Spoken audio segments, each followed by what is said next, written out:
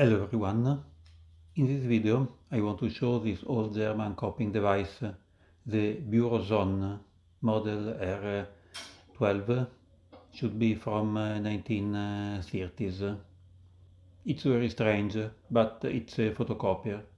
In a few minutes I will show also some copies I did with it, but it didn't seem possible to me that a photocopier existed in 1930s.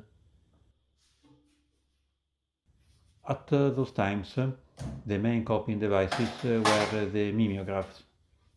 Very beautiful, big and heavy, but these are mechanical devices.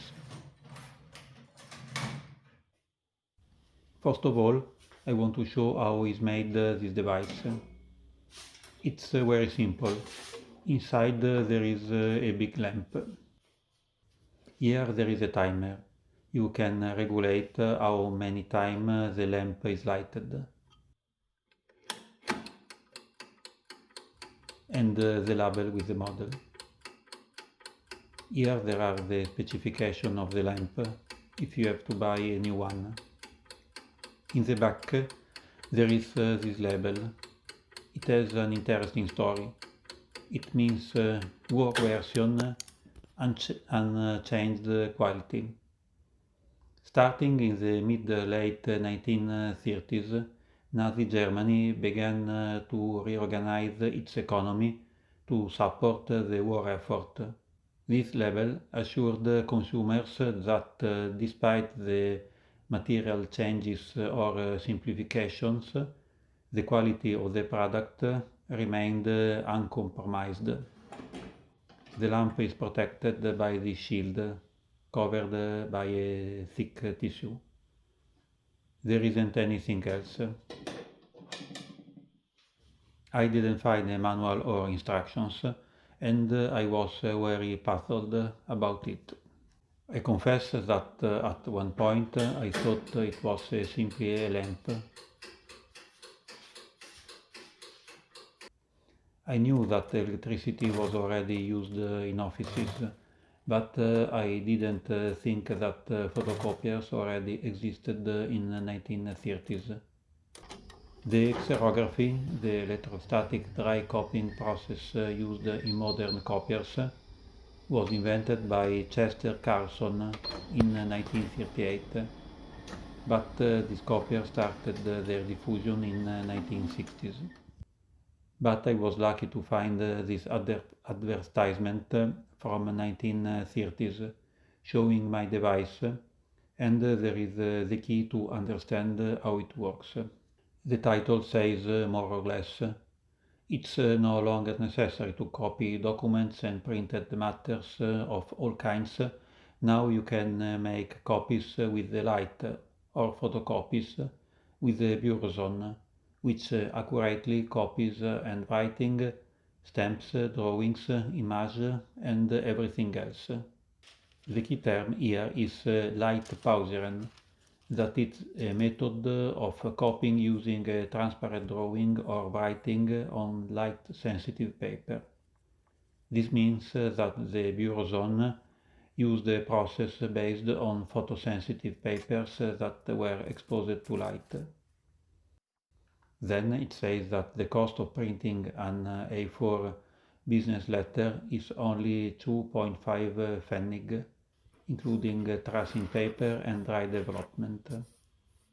And it says that you can try out the Burosonne for 7 days without obligation to purchase and see for yourself how easy light copying is. In the advertisement it shows that this copying system was made in two parts. In the left there is our exposure device with prices of 150 and 160 Reichsmarks, the German currency of that time. On the right this is the Trocken and Blicker dry developer with a price of 4.50 Reichsmark. This was a separate device needed to develop the copy after exposure. I don't have this device.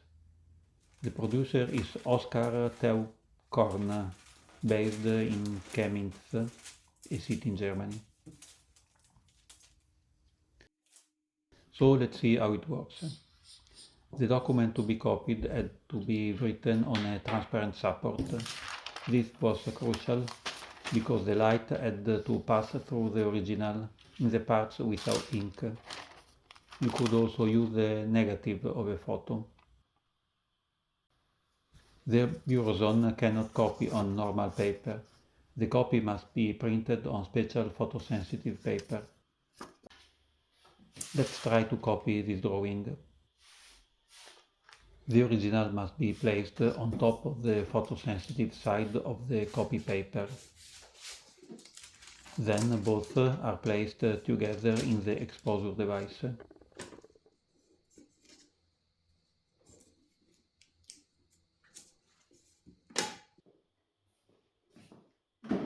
The lamp of the exposure device is turned on. There is a timer. You leave them in for a few minutes. In the written parts of the original transparent support, the light doesn't pass, so the chemicals on the copy paper are not altered by the light. In the parts where there is no ink, the light of course passes, and the chemicals on the copy paper are altered by the light, changing color.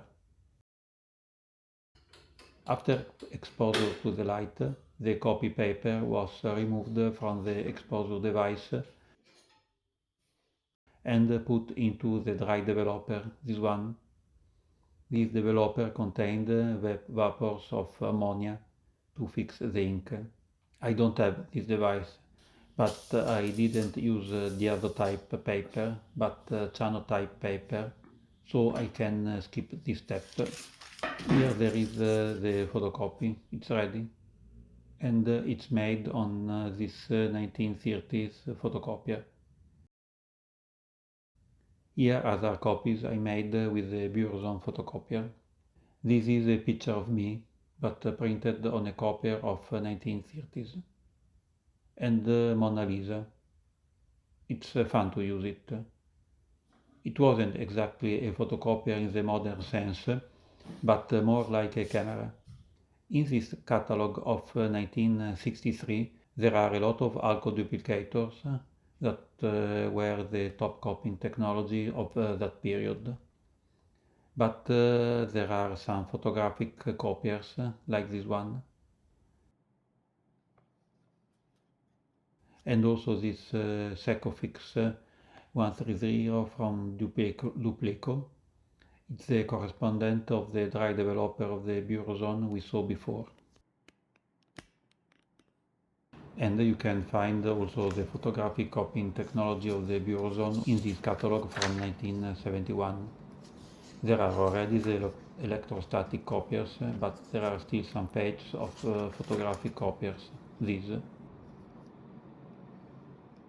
I have another one of these Burosonne photocopiers, a little different, and in future I will try to do also other copies with it.